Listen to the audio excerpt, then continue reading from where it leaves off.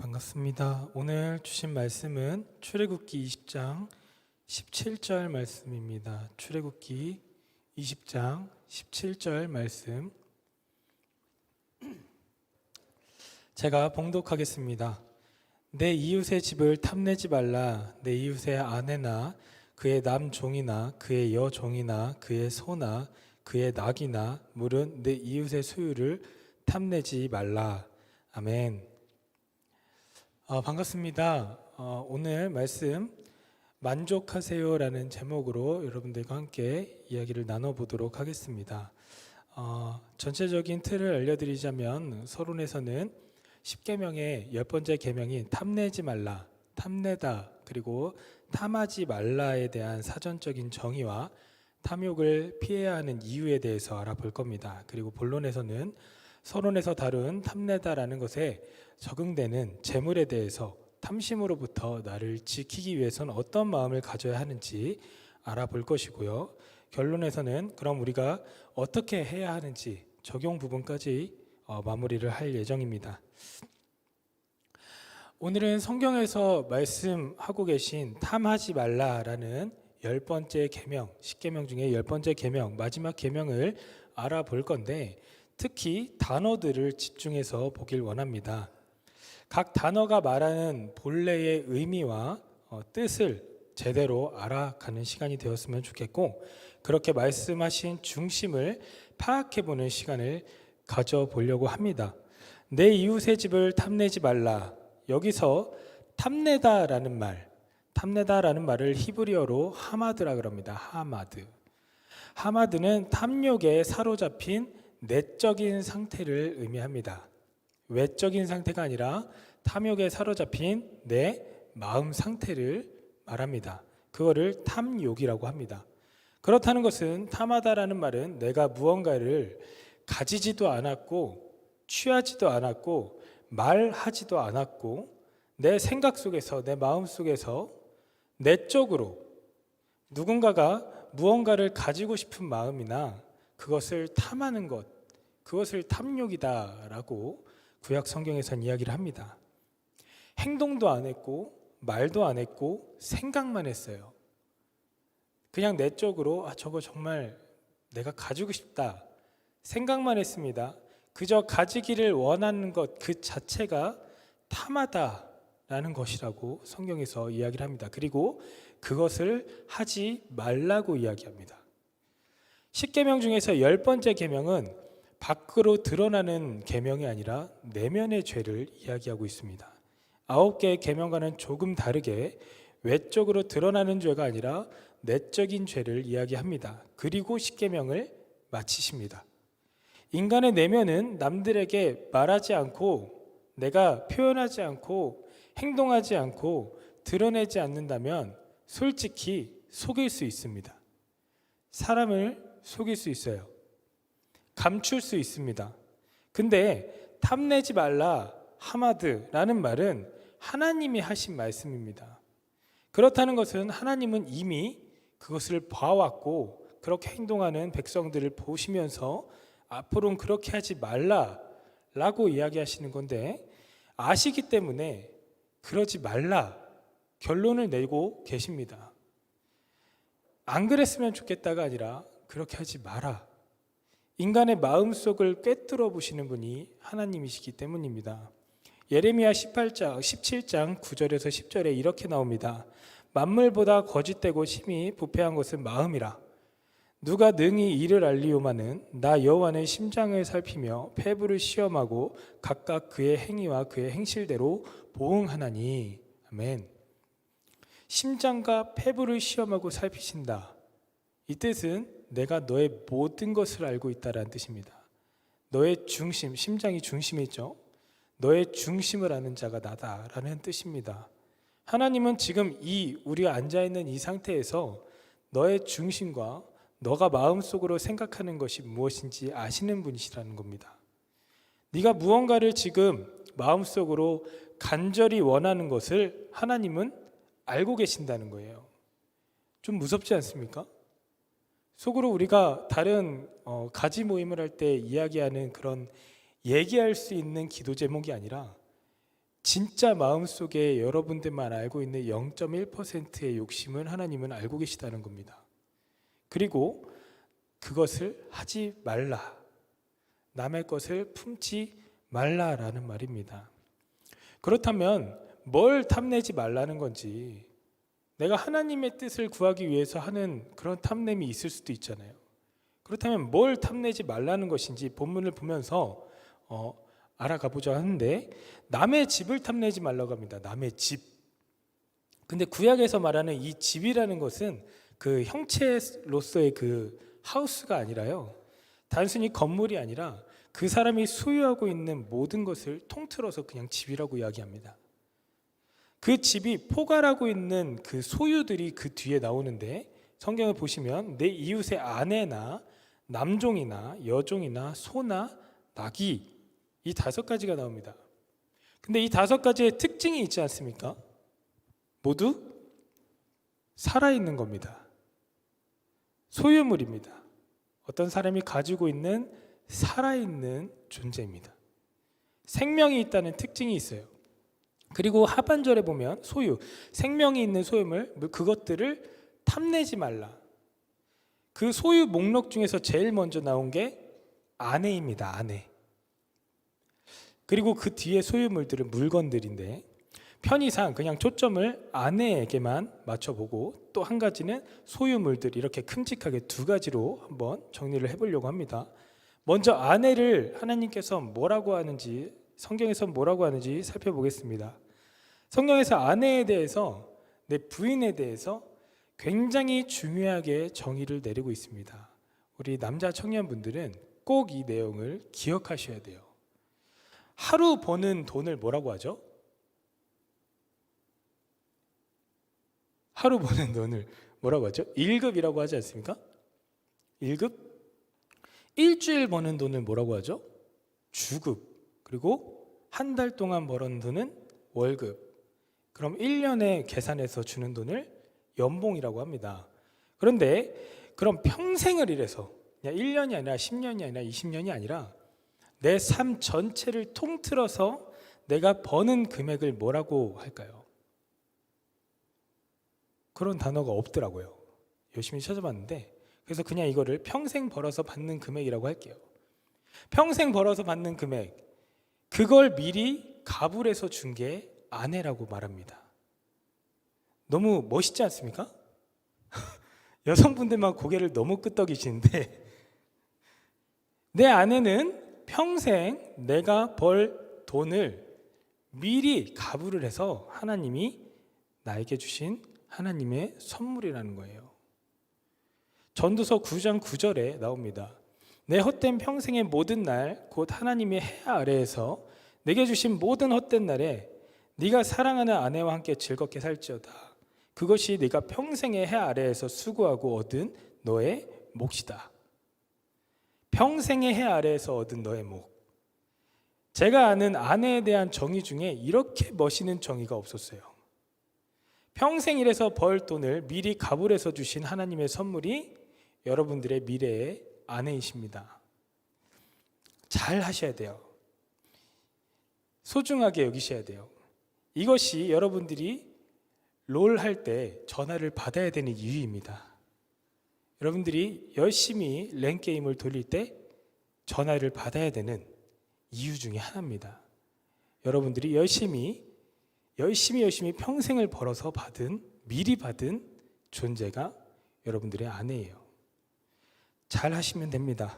그리고 잠언에 보면 하나님이 짝지어 주신 이 선물, 아내, 평생의 선물, 이 아내 이외에 모든 여자를 음녀라고 말씀하십니다. 음녀. 성경에서 이 음녀라는 단어가 나오면 항상 그 옆에 붙어있는 말이 뭔지 아십니까? 스올이에요. 지옥. 이 음녀가 짝지어 주신 그 아내 이외의 모든 여성이라는 거예요. 그 문을 열면 지옥에 들어가는 겁니다. 잠언 2장 16절에서 19절에 나옵니다. 이웃의 집을 탐내지 말라 해서 제일 먼저 나오는 게 아내이고, 내 아내는 한 명뿐이고 나머지는 음녀이다. 나에게 주어진 아내 한 분, 그 한 분은 평생 버는 금액으로 주신 소중한 존재입니다. 그리고 그 외에 내가 탐하지 말라는 겁니다. 아까 전에 이야기했죠? 마음속으로만 생각해도 탐내는 거예요. 그런데 그것조차 하지 말라는 겁니다. 내 부인만 바라보라는 거예요. 사실 이게 남성에게만 해당되는 게 아니라 여성에게도 해당되는 말입니다. 성경에서는 이 성경이 제가 아는 가장 그 성차별이 없는 책인 것 같아요. 남성에게도 하는 말이고 여성에게도 동일한 이야기를 하고 계신 겁니다. 두 번째는 물질에 대한 겁니다. 이 여성은 여러분들 마음속에 꼭 새겨주시고, 두 번째 물질에 대한 것인데, 탐욕이라는 말, 아까 전에 이야기했죠. 그게 히브리어로 하마드라 그랬는데 이걸 헬라어로 들어오면서 단어가 바뀌었습니다. 플레오넥시아라는 단어인데, 이 뜻이 뭐냐면 더 많이 가지다. 내가 가지고 있다가 아니라 내가 가지고 있는 것들보다 더 많이 가진다. 더 많이. 이것을 플레오넥시아라고 합니다. 로마 사람들이나 그리스 사람들이 지금도 사람에 대한 어떤 성품이나 아주 고약한 행동을 하는 사람들한테 이 단어를 써요. 이 플레오넥시아 이러면서 소유에 대한 아주 저주스러운 사람, 남의 것을 가지고 싶어하는 사람들을 통틀어서 이야기합니다. 신약성경에 굉장히 많이 나와요. 마가복음 7장 20절에서 23절 한번 보겠습니다. 또 이르시되 사람에게서 나오는 그것이 사람을 더럽게 하느니라. 속에서 곧 사람의 마음에서 나오는 것은 악한 생각, 곧 음란과 도둑질과 살인과 간음과 탐욕과 악독과 속임과 음탕과 질투와 비방과 교만과 우매함이니 이 모든 악한 것이 다 속에서 나와서 사람을 더럽게 하느니라. 사람을 더럽게 하는 수많은 요소 중에 하나가 탐욕이라는 겁니다. 탐욕은 남의 것을 가지고 싶어하는 욕망이고, 지금 행동하지 않았고 말하지 않아도 내 마음속에 있다는 것, 그것 자체가 탐욕이라는 겁니다. 탐욕을 정확하게 제가 좀 정리를 해서 말씀을 드리자면, 이미 나에게 주어진 것을 즐거워하기보다 주어지지 않은 것을 원하는 것을 탐욕이라고 정의하고 싶습니다. 탐욕은 절대로 여러분들이 죽을 때까지 채워지지가 않아요. 예수님께서 말씀하실 때 사람이 아닌 무언가 사물을 인격화해서 말한 게 성경 통틀어서 딱 하나밖에 없거든요. 그게 뭔지 아십니까? 재물이에요. 수많은 이야기를 하셨는데 그 중에서도 예수님이 사람이 아닌 어떤 사물을 인격화해서 말한 것은 재물밖에 없어요. 마태복음에 나옵니다. 6장 24절에 한 사람이 두 주인을 섬기지 못할 것이니 혹 이를 미워하고 저를 사랑하거나 혹 이를 중히 여기고 저를 경히 여김이라. 너희가 하나님과 재물을 겸하여 섬기지 못하느니라. 하나님과 재물을 동등되게 섬길 수 없다. 마치 예수님이 이 이야기를 재물을 하나님급으로 올려서 싸우게 하는 장면입니다. 재물을 하나님급으로 올려서 비교하면서 설명을 하고 계십니다. 그리고 두 주인 중에 선택하라고 하십니다. 하나님과 재물을 겸하여 섬길 수 없다. 예수님이 직접 하신 말씀이에요. 오늘날 우리에게 아주 적절한 말씀이지 않습니까? 재물은 오늘날 하나님과 견줄 수 있는 유일한 라이벌입니다. 돈이 하나님과 견줄 수 있는 유일한 상대라는 거예요, 여러분. 예수님께서도 물질과 하나님을 동등되게 설명하시는데 어찌 보면 물질을 더 앞장세우시는 장면도 나옵니다. 물질은 누가 만든 걸까요? 인간이 만든 겁니다. 화폐는 인간이 만든 거예요. 본인들의 편의를 위해서 인간이 만든 게 화폐입니다. 근데 이게 우상이 되고 인간이 만들어 놓은 이 우상이 우리에게 요구를 하는 수준까지 올라와 버렸습니다. 시간이 흐를수록 그걸 소유하는 사람들이 있으면서부터 우상이 되어 버렸습니다. 그리고 요구를 합니다. 자신에게 무릎 꿇기 원하고 인간을 사로잡길 원하고 마치 이게 괜찮은 것처럼 이게 마치 너무너무 필요하고 이게 기본 요소인 것처럼 돈이 없으면 사역을 못 하잖아요.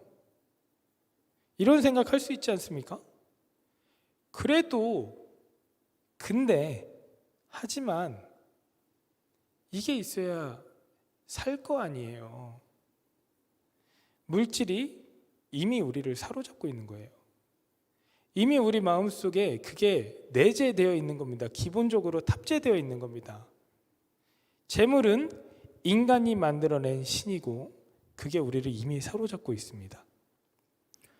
실제하지 않는 것인데 실제하게 만들어버려서 우리가 그것을 마치 죄가 아닌 것처럼 우리의 기본 요소처럼 생각하고 있습니다. 이 물질이라는 것은 사실 하나님이 주시는 축복이고 더 큰 하나님의 일을 하기 위해서 주시는 힘인데 하나님을 물질에게 빼앗겨 버렸습니다. 그걸 더 우선시하는 모습들이 보입니다. 하나님이 주신 물질을 도리어 숭배하는 이런 잘못된 모습들, 현재 자본주의 상태에 병든 모습이 아닐까 싶습니다. 이 물질이라는 우상은 가진 자에게 경제적인 힘을 줍니다. 사회적으로 힘을 주고 정치적으로 힘을 줍니다. 이 물질이 없으면 힘이 없어지는 것처럼 느낍니다. 그렇게 알고 있어요. 물질 신에게 무릎 꿇는 이미 사회가 되어버렸다는 거예요. 이미 형성이 되어버린 겁니다. 모든 사람들은 단순 임금 노동자가 되어버렸고 어떤 직업을 가지고 있고 어떤 유익을 끼치고 이게 중요한 게 아니라 어떤 일을 하고 어떤 목표를 갖고 있고가 중요한 게 아니라 그 사람의 연봉이 얼마인지에 따라서 그 사람의 가치가 판단되는 사회가 되어버렸어요. 인생의 성공, 사람들이 말하는 성공의 순위가 연봉의 순위가 되어버렸어요. 착한 일을 한다, 예수님을 많이 믿는다, 거기서 끝나면 되는데 그래서 복받아서 돈이 많다로 마무리가 돼요. 예수님은 이런 사회에 대해서 아주 단호하게 이렇게 이야기하십니다. 누가복음 12장 15절에 그들에게 이르시되 삼가 모든 탐심을 물리치라. 사람의 생명이 그 소유에 넉넉한 데 있지 아니하리라. 생명은 소유에 넉넉한 곳에 있지 않습니다. 돈이 많은 게 생명이 아니라는 거예요. 물질을 인생의 가치를 측정하는 유일한 척도로 사용하는 오늘날 그 사람 돈 얼마 번데 연봉이 얼마래 직업이 뭐래로 성공 여부로 따지고 인격을 따지는데 예수님은 축적된 그런 물질로 보지 않고 삶의 가치를 생명으로 기준 삼으신다는 겁니다. 저 사람이 천국에 들어갈 수 있는 자인가 없는 자인가 이 시선이 우리에게도 필요합니다. 이게 예수님의 사고였어요. 그렇다면 이 탐욕으로부터 나를 지켜내는 것이 이 시대의 가장 중요한 가치가 되었다라는 말인데 그러면은 이 탐욕으로부터 해방되기 위해선 어떻게 해야 할까? 알겠어요. 돈이 중요하지 않다. 교회에서도 계속 말을 하잖아요. 그러면 어떻게 도대체 하냐고. 그럼 어떻게 우리가 이미 내 마음속에 내재되어 있는 죄가 탑재되어 있는데 그걸 어떻게 뿌리치냐. 뻔한 예수님만 따라가라 이런 거 말고 진짜 내가 해야 될 그런 목표를 잡아야 되는 게 뭐냐. 탐욕은 자족으로부터 시작을 합니다. 자족. 왜 성경에서 10번째 계명에서 마음을 이야기하실까? 외적인 것이 아닌 내적인 것을 이야기하실까? 마음을 잡지 못하면 행동과 말은 마음이 유도하는 대로 가기 때문에 10번째 계명을 제대로 지켜내지 못하면 나머지 9개 계명 외적으로 드러나는 그 죄들에 대해서도 당연히 무너진다는 거예요. 마음 자체로 얘기하는 것은 인간의 마음은 기도만 되는 것이 아니고 인간의 모든 죄의 출발은 욕심에서부터 시작되니까 네 그 욕심을 바로 잡아라. 너의 마음을 제대로 잡아라. 탐욕과 욕심은 인간이 범하는 죄의 출발점입니다. 인간의 탐욕이란 내 의지와 무관하게 인간 마음속에 자리 잡은 죄성 때문이라고 아까 성경에서 이야기했잖아요. 이미 우리 안에 내재되어 있는 아담 때부터 시작된 죄 때문에 우리 마음속에 탐욕은 어쩔 수 없이 있습니다. 가인을 보십시오. 죽였습니다, 가족을. 왜 죄만 제물을 받으세요? 그때부터 시작이 된 겁니다. 이미 우리 마음속엔 우리 내 쪽으로는 죄가 있을 수밖에 없어요. 그 피를 물려받았기 때문에. 인간의 죄성에서 나오기 때문에 탐욕과 탐심과는 우리가 평생 싸워야 될 숙제라는 겁니다. 평생. 안타깝죠? 근데 우리들은 이 죄성뿐만 있는 것이 아닙니다. 죄하고만 싸우는 것으로 끝이 나는 게 아니라 연약함도 있어요. 우리 연약하잖아요. 연약한 데다가 사탄의 유혹도 있고요. 이미 발전된 이 현대 사회 문화는 어떻습니까? 나 하나 지켜나가는 것이 죄와 싸워야 되고 연약함과 싸워야 되고 사탄과 싸워야 되고 현대 세상적인 문화와 싸워야 되는 것, 이 모든 보이지 않는 것들과 싸우는 것이 영적 전쟁이라고 이야기를 합니다. 이것을 싸워내는 것이 하나님 나라 백성들이 해야 될 일이라고 이야기를 하십니다. 그렇다면 그 탐심에서 나를 지켜내기 위해선 자족할 줄 알아야 합니다. 자족. 만족이라는 단어랑 자족이라는 단어는 다른 말이에요. 만족과 자족이 비슷해 보이지만 아예 다른 말입니다. 먼저 만족은 채울 만자예요. 채울 만자. 채워야 만족감을 얻는 것. 이게 만족이에요. 만족감을 가지려는 자들은 늘 자신의 것을 남들과 비교하는 사람들을 말합니다. 자신의 것에 족하지 못하고 가지고 있는 것을 보는 게 아니라 나에게 없는 부분을 봐요. 그러니까 만족감이 없다라는 뜻은 늘 부족함을 느낍니다. 탐욕을 느낍니다. 어느 정도 채워졌다고 하면 과거에 없었던 때와 비교하는 것이 아니라 더 많은 사람들과 비교를 하기 시작을 해요. 이 정도 되면 되는 줄 알았는데 그 세계에 발을 담가 보니까 완전히 상대적 박탈감을 느끼기 시작합니다. 취업하신 분들 많이 느끼지 않나요? 솔직히 취업하면 끝나는 줄 알았어요. 취업하고 첫 월급을 받아보면 절망감을 느낍니다. 내가 이 짓을 평생 해야 된다고. 더 많이 가지고 싶어 할 수밖에 없어요. 죽을 때까지. 어떤 인간도 자기가 가진 것에 만족할 수 있는 사람, 과거와 현재와 미래 모든 인류를 다 통틀어서 단언컨대 한 명도 없습니다. 그러나 전도서 5장 10절을 한번 보실까요? 은을 사랑하는 자는 은으로 만족하지 못하고 풍요를 사랑하는 자는 소득으로 만족하지 아니하나니 이것도 헛되도다. 이 말을 누가 한 말일까요, 여러분? 여러분들 그 성전 중에 제일 큰 성전 지은 사람 누군지 아세요? 성경에서? 솔로몬이에요. 이거 솔로몬이 한 말입니다. 솔로몬이라는 사람은 여러분 세상 사람들도 아는 사람이에요. 역사적 인물 중에 뛰어난 왕으로 칭송받고 있는 사람 중에 한 명입니다.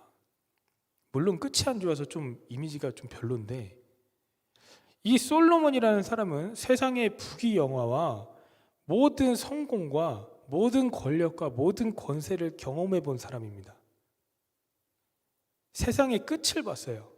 내가 가질 수 있는 것의 끝을 본 사람이에요. 다 경험을 해봤는데 이렇게 말합니다. 은을 사랑하는 사람은 은으로 만족할 수 없다. 풍요를 사랑하는 사람은 소득으로 만족할 수 없다.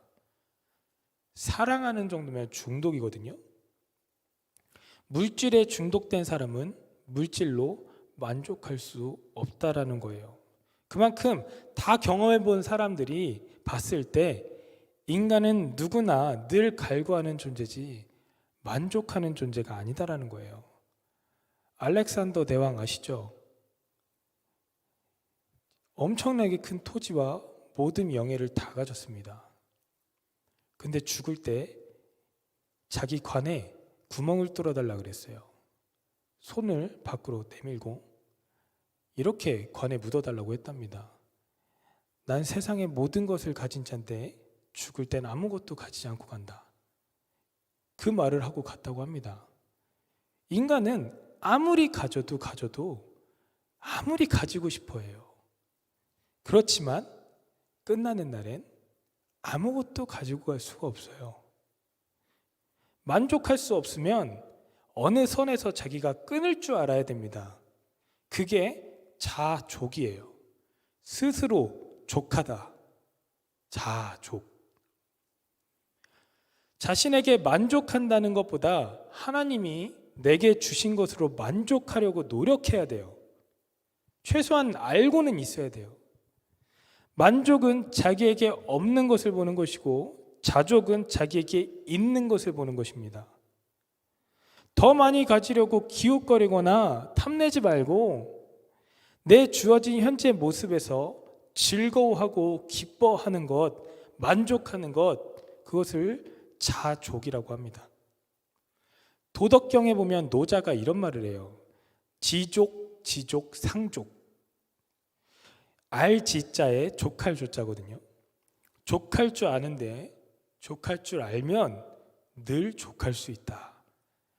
뭔 소린가? 열심히 5번 읽어보면 대충 느낌은 옵니다. 족할 줄 알았는데 족할 줄 알면 늘 족할 수 있다. 사실 아직도 잘 모르겠어요. 그런데 우리가 자족이라는 하는 것은 없는 쪽이 아니라 있는 쪽을 보는 것을 이야기했잖아요. 그걸 이야기하는 것 같습니다. 그나마 있는 쪽, 그나마 있는 쪽을 보면서 여기서 그것을 가지고 감사할 줄 아는 마음. 없는 쪽을 보면 늘 부족하거든요. 그렇잖아요. 남하고 비교하게 되고 소유하고 싶어하고. 근데 그거 아예 하지 말래잖아요. 하나님은 너에게 있는 것으로 만족해라. 이 상황에서 있는 쪽을 바라보는 것이 자족이고, 그리고 그러면서 감사할 줄 아는 삶, 하나님이 그런 사람을 사용하신다는 거예요. 지금 감사하지 못하면 내일도 감사하지 못해요, 여러분. 이건 팩트입니다. 오늘 행복하지 않으면 내일도 행복하지 못해요. 오늘 어떤 좋은 일이 생기는 것을 말하는 게 아닙니다. 내일 어떤 좋은 일이 생길 거야, 이걸 말하는 게 아니라요. 아무리 좋은 것이 내 삶에 지금 주어져 있어도 이미 하나님이 주신 내 마음속에 행복감이 있는데 그걸 쳐다보지 않는 것, 우리 삶에 있다는 것을 깨닫지 못한다면 이미 행복감을 우리에게 주셨단 말이에요. 그 작은 것에 행복을 느낄 때 나중에 행복이 더 커지는 거지, 하나님의 마음이 무엇인지 점점 알면서 더 그 행복이 커져가는 거지, 미래의 행복을 위해서 오늘 희생한다? 이거 불교예요. 불교입니다. 불교의 교리예요.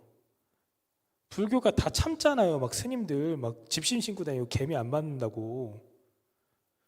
지금 내가 착하게 살아야 내가 나중에 좋은 사람이 된다요.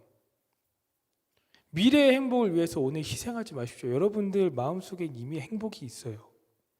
그걸 바라보려고 노력해야 되고 기도해야 되고 따라가야 됩니다. 그렇다면 그 자족을 어떻게 하면 쉽게 할 수 있을까? 자족해야 돼요. 내가 스스로 만족해야 돼요. 그럼 그걸 어떻게 하면 할 수 있을까? 체념과 단념의 차이를 알면 됩니다. 아까는 만족과 자족의 차이를 알았죠. 자족해야 한다. 내가 가진 것에 대해서 하나님에게 감사함을 가져야 하는 것은 알겠는데, 그럼 그 자족을 어떻게 하면 할 수 있는지 체념과 단념의 차이를 알면 됩니다. 자족은 체념해야 돼요. 체념 여러분 아시죠? 체념 알죠? 알아야 되는데. 빅마마 체념이라도 아시죠? 비슷한 단어입니다. 진짜 비슷한 단어예요. 들어보세요. 살필 채자에 밝힐 채자인데 이게 진리라는 말이에요. 채자가 진리라는 말이에요. 진리를 보는 마음이 체념이에요. 그 사람의 진짜를 안다. 그래서 내가 체념한다 이거예요. 체념은 본질을 꿰뚫는 마음을 이야기합니다. 본질을 아는 마음, 진리를 보는 마음. 그런데요, 단념은 항복이라는 말이에요. 항복하다, 포기하다. 체념은 깨달은 자의 행동이에요. 깨달은 자. 포기는 상대의 힘을 아는 것을 포기라고 하는데, 체념은 나 자신을 아는 것이 체념이라고 합니다. 상대의 힘을 아는 게 포기인데, 나 자신을 아는 것을 체념이라고 해요. 어쩔 수 없이 하는 게 포기인데, 자기가 스스로 멈추는 것이 체념입니다. 포기는 힘에 꺾이지만 체념은 힘을 거두는 겁니다. 쉽게 포기한다라는 말은 맞는 말이지만 쉽게 체념한다라는 말은 틀린 말입니다. 체념은 깊은 묵상과 체험과 고민 끝에, 기도 끝에 나오는 한 선택이에요. 체념이란 시시하고 허망한 것에 달라붙어가지고 그거 막 못 얻어가지고 울고 불고 하는 그런 자세가 아니라 자기가 가지고 싶었던 것들이 비본질이라는 것을 깨닫고 내가 내려놓는 거예요. 이건 중요한 게 아니구나. 하나님은 우리의 욕망을 채우는 분이 아닙니다. 하나님은 우리의 욕심을 채우는 분이 아니고 하나님은 우리의 필요를 채우시는 분입니다. 아멘이십니까? 하나님은 우리의 욕망과 욕심을 채우는 게 아니라 우리에게 가장 필요하고 적절한 것을 채우시는 분이 하나님이십니다. 내가 그토록 원했던 그것을 바라보니까, 제대로 알고 보니까, 체념해 보니까 잘못된 거다. 하나님의 뜻을 이루는 것에는 무관한 것이다. 욕심이었어. 이걸 깨닫는 것입니다. 그래서 그것을 알아서 미련 없이 툴툴 털어버리고 일어나는 모습, 이걸 체념이라고 합니다. 체념은 상황과 사물에 대한 깊은 묵상과 깨달음 끝에 스스로 내려놓는 것, 스스로 거두는 것을 이야기합니다. 인간이 할 수 있는 최고의 행위입니다. 가장 가치 있는 행위입니다. 참된 의미에서 우리가 여러 분야에서 체념을 할 수 있다면 여러 분야에서 여러분들이 자유로워질 겁니다. 얽매이지 않을 겁니다.